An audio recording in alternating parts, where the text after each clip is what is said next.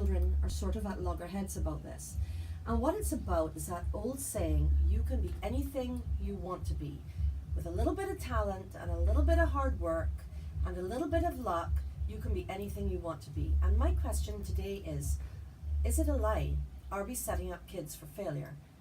Now, if we think about ourselves and our children, we think about their dreams. And let's face it, all parents really want is their children to be happy and to have a fulfilling life. But Gaina, what was your dream as a little kid? What did you want to be? A lawyer. I wanted to be Matlock specifically. Seriously. You see, we get all these outside influences coming in. Now, my daughter wanted to be a ballerina. She wanted to be a ballerina. I remember her telling me that when she was 2 when I bought her her first little, ballerina outfit. And I'm afraid I had to break it to her when she was about 7 years old that of all the things that she was going to be in her life, a ballerina was not going to be likely. Not because she didn't love dance and she wasn't going to be able to dance her entire life if she wanted to be, but she didn't have a ballerina's body. She was too tall.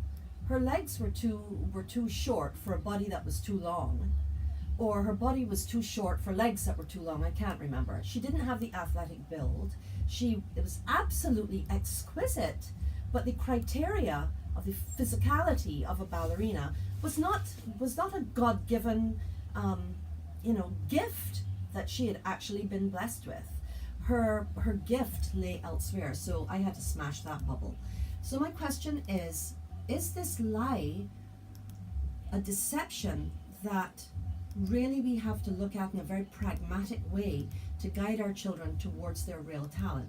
So I did some research on this to find out what's being said online by the professionals, the psychologists, the counselors, and that kind of thing. Why can you be anything you want to be is actually bad advice. So here's what I've discovered. This guy, Mike Foster, says, I've had conversations with members of the millennial generation, and this is a phrase that almost all of them have agreed they've heard throughout their entire childhood. You ever heard of too much choice dilemma? Mm-hmm. You go into a shoe store, to buy yourself a pair of, really great heels, and there's so much choice. You leave there with maybe the one pair that you love, that you can afford, but you've left behind 6 pairs of shoes that have your name on it. Mm-hmm. And your heart isn't sort of grateful for the one pair that's made your day. It's grieving over the 6 pairs that haven't happened. Right. Yeah? So too much choice dilemma. Are we giving our kids sort of like a raw deal on this one? You know what? Think of the criteria. If you want to be an NBA player, what do you need to have? A pair of Michael Jordans, is that going to be enough? Being 6'6", is that going to be enough? No. Enjoying to play the game of basketball, is that going to be enough? No. There's a lot more that you have to have in the mix. And believe it or not, luck has a great deal to do with it. So you have to take your opportunity, and you have to believe that these opportunities were created exactly the way they were meant to be. This guy, Mike, says, you have a great purpose in being here on this planet, and God has put something incredible in your grasp. So, can you be anything you want to be? Is this a big lie that parents, teachers, and coaches say? Now, in all fairness, our intention as parents and teachers and so on is not to lie. And that word's actually a bit too much. We say it because we want to encourage you, we want to pump you up, and we want to get you going. But the word is definitely a bit too much. We want our kids to dream big. But the problem is that when we tell them that they can be anything, we may be setting them up for future discouragement. I wonder how many of the kids who auditioned for American Idol were told by someone they could sing, really well, when in reality they couldn't hold a tune if their life depended on it. The truth is, none of us can be anything or do anything that we want. Without a doubt, I'll never be a ventriloquist. What do you think you'll never be? A gymnast. There we go. You know what? I'm never going to be an engineer. Me and math, we don't sit a horse. Yeah? And I'm not going to be a doctor. I'm certainly not going to be a singer. And I certainly couldn't do the job I see you doing, as much as I think how exciting it would be to sit the other side of the headphones, We have to be absolutely practical about this. So why do we do it? So you may be thinking to yourself, no, I'm never ever going to tell my kids that, or my young employees, because I'm an honest person. Do you honestly think that that's not going to happen? No. It comes out so smoothly. You can be anything, you can do anything. Why do we do it? Well, first of all, we're insecure. Telling the truth, even gently, requires a deep level of emotional security. It's not so much what you say, it's how you say it. And the child we tell the truth to might reject us, or they may not like us enough to confide in us. We might, quite frankly, burst a bubble that will never ever be inflated again. It may be that we have a need to be liked, and we allow that to eclipse our pursuit of the children's best interests. It could be that we say these things because speaking the truth takes time and work, and there may only be one truth but many possible ways to spin it. And sometimes we lie because it gets us out of a jam. It gets us out of a jam. It gets us out of the moment that we're uncomfortable in, because we can't handle the hassle. It's going to take us too long and too much thinking and too much involvement, and we need to just get out of it. So at times that deception just seems to make things easier for us. Sometimes the truth can be painful. You know, my beautiful, talented daughter who was never going to be a ballerina, the truth can hurt, and much more painful than a charming lie. At least in the short run. To most of us, pain feels like an enemy. And in the name of peace and harmony, we become spin doctors. And we so want our kids to be happy, and we sacrifice the truth in order to medicate the moment. Think about that. We're sacrificing the truth to medicate the moment. And when you face the truth, that makes you responsible. Lies sometimes let us off the hook. They allow us to pass the blame to someone else or avoid facing something we'd rather not acknowledge. Often we'd rather trade in long-term consequences for short-term benefits. Because we've lost sight of the truth ourselves, we baby boomers and Gen Xers who are raising the next generation have our own set of misconceptions that can affect our ability to be truthful, and sometimes we tell lies because we also believe them. You know, I remember a mum coming into Lockerbie a couple of years back, and she said to me, my daughter's doing entirely the wrong subject set. And I said, well, why's that? She said, because right now she's doing all the sort of liberal arts subjects, you know, the literature and the geography and all this kind of thing. And she's voiced her interest in becoming a doctor. I quite blankly said, well, I think your daughter's doing exactly what she will feel fulfilled doing in life. It's where her aptitude lies. And to be perfectly honest, a doctor is going to take a lot more drive, a lot more high cognitive ability and so on. Your daughter's brain doesn't think in that kind of very linear scientific way. And I think you need to think carefully before you, change the subject stream altogether. But she said, my daughter says she wants to be a doctor. Now, I don't know where that came from. I don't know if that came from a YouTube clip or what it came from. But it ended up that the child actually changed streams. And guess what? Wasn't successful. That was not where the true aptitude lies. So sometimes, some of these pertain to me. I had to capitulate and give in because what are you going to do? It wasn't my call to make, but it was actually the wrong call that was made.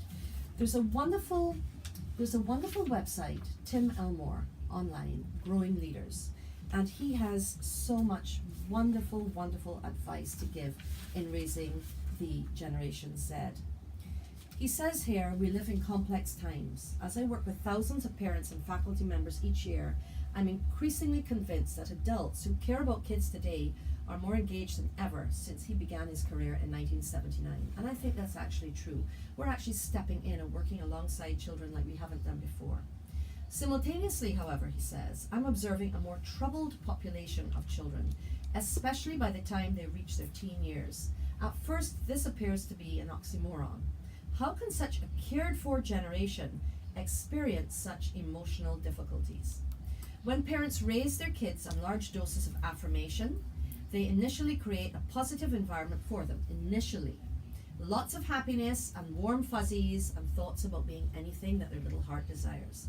As the kids grow older, though, reality hits, and they realize that it's only their mom or their dad who's actually saying that they're completely and utterly awesome. By high school, anxiety starts to surface for millions of children, and we're seeing more and more highly anxious children every single year. They have a cell phone, a laptop, a Facebook page, a Twitter account, an Instagram profile, and they're lonely, and they're depressed, and they're anxious. They question what they've been told and who they really are. We would have served them better by speaking more honestly to them when they were actually younger. When kids fail to get a handle on the truth about their potential, they graduate from high schools and colleges and still have no idea what they want to do. this drives anxiety, you know, because we see a lot of high school kids, children who are 15, 16, 17, 18, and they are really anxious. They don't voice it very often. They're really anxious because they don't know what they want to do. And let's face it, they've been told, you can be anything. So we've seen that many kids will move back home. When they should be launching careers, they are taking any job. They're languishing. They're not heading in any kind of shore of their own sort of destination. Instead of working, they're actually wandering. So today's parents overwhelmingly believe their children should go to college, but according to higher education faculty feedback, more than half should not. Certainly all high school graduates need to prepare for their careers, but for many, a liberal arts degree in college just isn't the right way to do it. Edward Gordon, an internationally recognized expert in education reform and the future of the labour market, makes this absolutely clear. Work turns theory into practice, and it does wonders to mature children.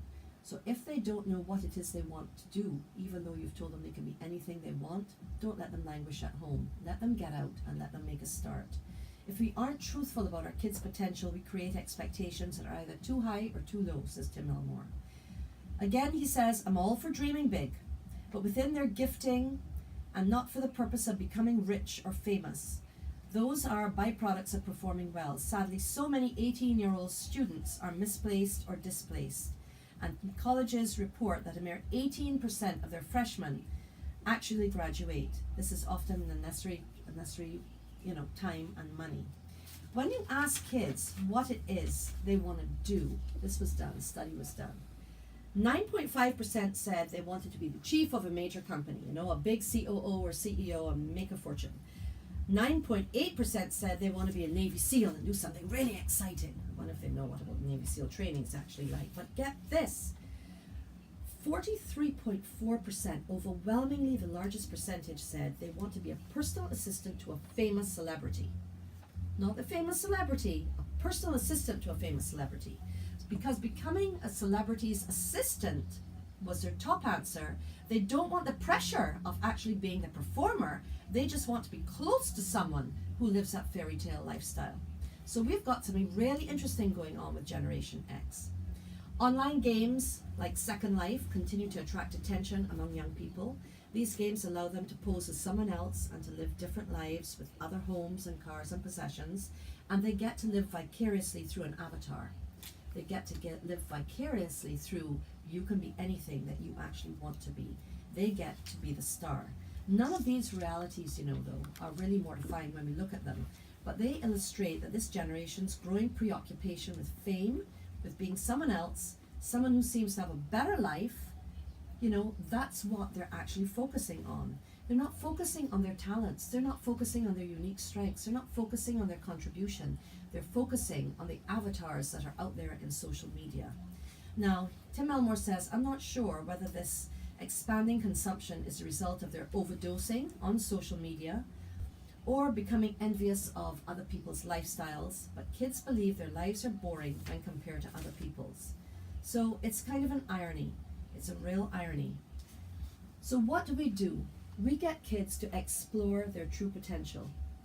Some of your children may be highly gifted, and perhaps they should pursue some incredible calling in life. But you've got to ensure that you don't lead them astray by your idea or a friend's idea of who they are and what they should do. Kids are certainly loaded with potential to serve people and to solve problems in whatever they desire to do, whatever it is that they're good at. And that's what leaders do, Leaders serve people and they solve problems, and your child can be a leader in whatever he or she decides to do. And it's up to us to help them get ready for the calling, because the future does await them. So, do you tell your child they can be anything they want to be? It's not as important, as telling them you're loved, you're safe, you're valuable, you're uniquely gifted, and you're supported. You want their happiness, but you're not going to build it on a lie. So instead of telling your child you can be anything you want to be, tell them you're going to find your passion, whatever your passion is, and I'm going to help you every single step of the way. Thanks for listening, everyone. I'll talk to you next week. Thank you so much, Julia. Have yourself a great